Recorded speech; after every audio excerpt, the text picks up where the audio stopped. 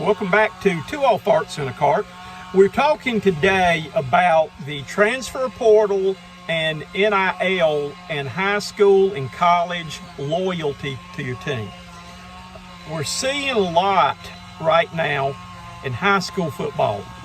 This is not something new going on, because I can remember back in the days at Spartanburg High School a long time ago when one of the quarterbacks was Bill Bradshaw, and he did not have a receiver to throw to, and all of a sudden one appears on his door that an All-American receiver from, I think, Louisiana, his father gets a job at Spartan Foods, and he moves to Spartanburg, gave him something to play. We saw Alan Sitterly had his quarterback come with him, Chip Ferguson. Right, yeah. So we've seen stuff like this, maybe one player come in to do that. But Barry, we're looking now at high schools where whole teams are being recruited. And I'm saying it that way, that somehow the best players at high schools in the area of some of these private and charter schools are being invited. And I'm not going to accuse who's inviting or what they're being invited or what's been dangled in front of them. But somehow the best players are being informed of a meeting, what to do to come to a better situation.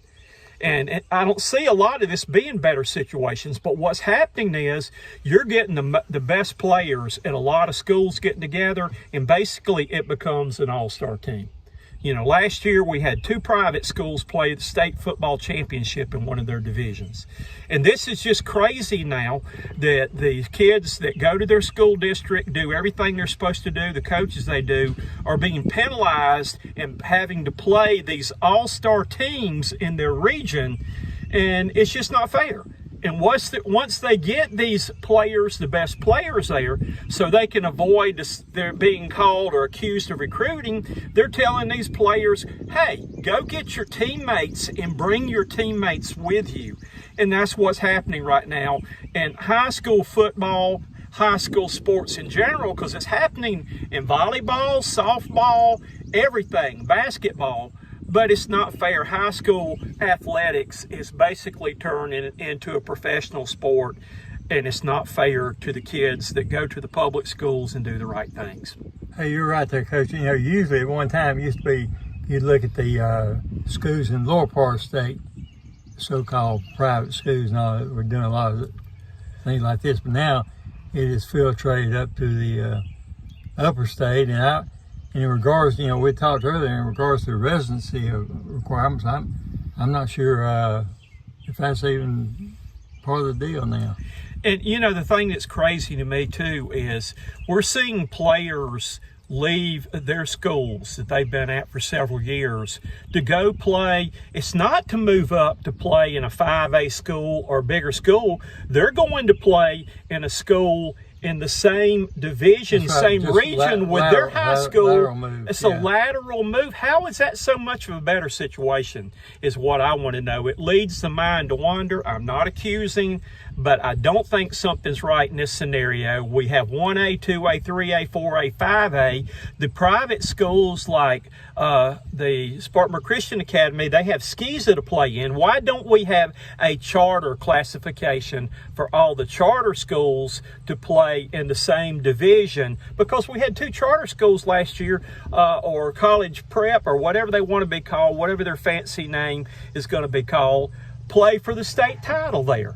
But you are unfair handicapping the schools that do it the right way, whose coaches are loyal, work hard with their players, and it just really irritates the fire out of me to see coaches who lose sleep at night worrying about what's best for their kids, having these kids basically stolen away from them and taken away from them. And it's not just the coaches. I blame the players for buying into that. I blame the parents are buying into it there, but there is no such thing as loyalty to be found in college or high school sports anymore. Well, you're right there, Coach, but just like on the collegiate level, who is there, as well as the high school league or legislature, who is there to legislate this type of activity going on? Well, you know, the thing about it is that schools have said, well, hey, we're not going to play them. But they got legislation passed last year to where if you forfeit a game to one of these schools or refuse to play them, your school gets fined $10,000. Who can afford that? But instead, you have to send your team out there to be the sacrificial lamb for an all-star team. That's not what high school sports is all about. I'm sorry. I'm just like everybody else. I've got opinion. I've got my own station, Cox Sports Broadcasting, to voice my opinion. I'm sure you got yours too. Coach Toney? Hey, well, what are we going to do about it? Coach, like I've always said there, after it's been said and done, there's usually more said than done. I'd love to see some of these parents get together and bring a lawsuit against the high school league and level up the playing field, that these schools should not be playing public schools because of the advantage they've got over bringing players in. But you know, there, Coach, up until this NIL and transfer portal and stuff, you still had things going. You did. But now it's more. It wasn't whole teams being brought in. You got more exposure now than you did some 8-10 years ago. You're watching two all farts in a cart. Right. We're moving on. We're both on the green and one off the tee here on this par 3. Let's go see what happens. Let's make